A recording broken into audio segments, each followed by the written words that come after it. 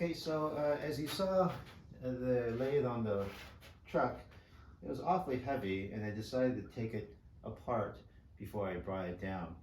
And this is what it looks like when you've completely taken apart a Powermatic 90.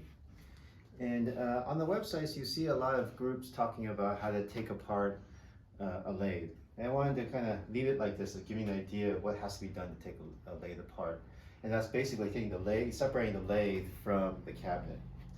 And so what you do is basically you pull this the tailstock off, take the banjo off, and after that, there's only 6 bolts they have to remove. 1, 2, over here, 3, 4, 5, 6. That separates the 4 bolts. And then after that, there is a belt that connects to the motor underneath in the cabinet. So basically what you do is you pull the motor, as you can see here,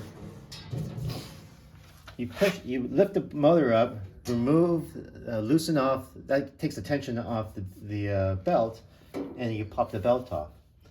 So now you've separated all the bolts, you remove the belt from the motor to the lathe, and the only thing that's really significant is with these modern lathes, there's actually an electrical switch inside the headstock of the lathe. And that headstock comes with this electrical cable from here underneath into this main bit. So what you have to do is you just kind of unscrew it and then disconnect this and just take the 2 twist locks, remove it, and now you're separated. So what I've said is you remove the 6 bolts, you loosen the belt and take it off, and you remove this piece. And at that point, this is completely separated from that.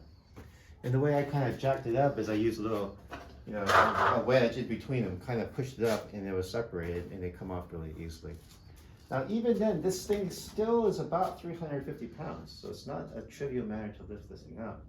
So what I did was I used a crowbar, lifted up the head a little bit, and slipped up a strap. And I used that strap, and 2 people on each side lifted straight up on the strap, and 1 person lifted on this side and got it up off the cabinet, moved it, and lowered it onto the bed. And from there, it was very easy to move on. So what I would suggest is, it's pretty dangerous to get it off a pickup truck. I do think that taking and separating them is a good idea. And then you can see the condition of them.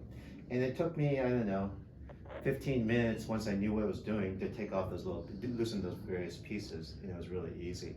After that, I have the lathe, the cabinet I can play with and clean it up if I want to, and I can just lift it up.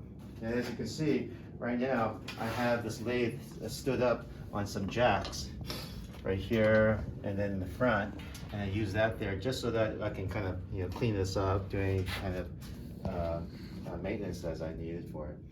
Okay, thank you. And next time I'll talk about cleaning and fixing up the tailstock, fixing up the Reeves drive on the headstock, and rewiring it pretty well.